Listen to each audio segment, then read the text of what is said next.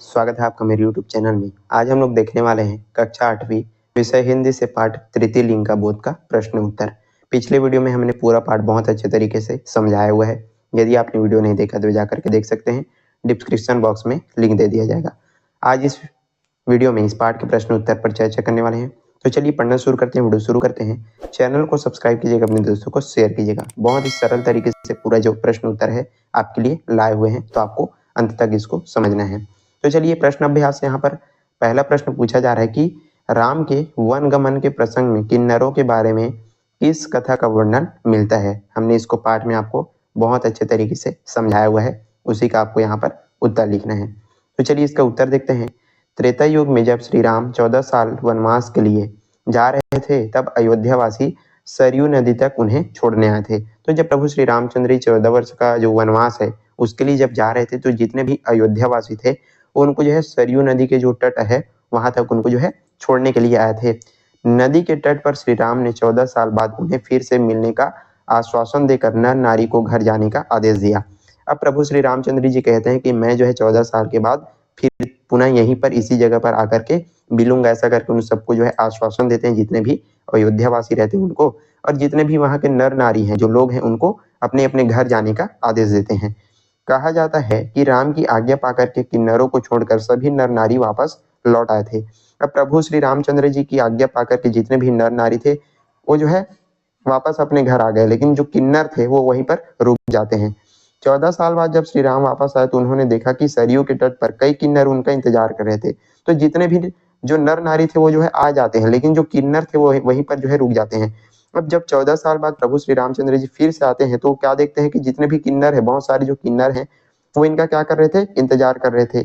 जब उन्होंने इसका कारण पूछा तो किन्नरों ने बताया कि 14 साल पहले आपने केवल नर और नारी को ही वापस आज जो है लौटने की आज्ञा दी थी, तो वे लौट गए और हम जो है किन्नर यहीं पर रुक गए। तो जब प्रभु पूछते हैं कि तुम जो है इतने 14 साल तक जो है मेरा इंतजार क्यों करते रहे ऐसा करके, तो बताते हैं कि आप जो है केवल नर और नारी को ही वापस लौटने की क्या दिए थे, आज्ञा दिए थे, तो वो जो है चले गए और हम जो है यहीं पर रुक गए ऐसा करके। आपका इंतजार करने लगे और इस प्रकार इस कथा का जो वर्णन है वो इसमें मिलता है। इस प्रसंग का जो वर्णन है किन्नरों के बारे में इस कथा में जो है वर्णन मिलता है। तो इस प्रकार आप जो है इन सब का उत्तर लिखेंगे। फिर प्रश्न 2 है, शिखंडी कौन थे और प्रसिद्ध क्यों हुए। इसको भी हमने पाठ में पढ़ा है। यदि आप पूरा वीडियो समझ लेंगे, पूरा पाठ समझ लेंगे, तो आप जो है अपने से ही इसका जो उत्तर है वो लिख सकते हैं। तो चलिए इसका उत्तर देखते हैं। उत्तर है, महाकाव्य महाभारत में शिखंडी का उल्लेख मिलता है। शिखंडी महाराज द्रुपद का पुत्र और द्रौपदी का जो है भाई था, जो कि कौन था, किन्नर था।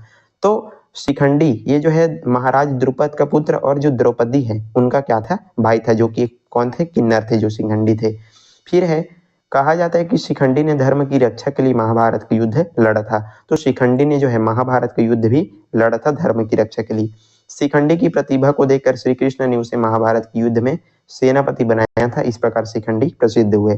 तो जो शिखंडी है उसने महाभारत का युद्ध लड़ा था और भगवान श्री कृष्ण ने उनको क्या बनाया था, महाभारत के युद्ध में सेनापति भी उनको बनाया था। तो इस तरह जो शिखंडी है वो प्रसिद्ध हुए थे। तो आप उत्तर लिखेंगे। फिर प्रश्न 3 है, राम वनवास से वापस लौटते हुए किन्नरों को क्या आशीर्वाद दिए। जब भगवान रामचंद्र जी वापस लौटते हैं अपने वनवास 14 साल के बाद वनवास से, तो जो है किन्नरों को क्या आशीर्वाद देते हैं, ये आपको पूछा जा रहा है। तो चलिए इसका उत्तर देखते हैं। श्री राम ने किन्नरों की भक्ति से प्रसन्न होकर उन्हें आशीर्वाद दिया कि कलयुग में उनका राज होगा और उनकी दुआएं लोगों को लगेंगी। मतलब प्रभु उनको जो है खुशी से, उनकी भक्ति से प्रसन्न होकर के उनको आशीर्वाद देते हैं कि कलयुग में तुम्हारा क्या होगा, राज होगा और तुम्हारी जो दुआएं हैं वो लोगों को लगेंगी करके।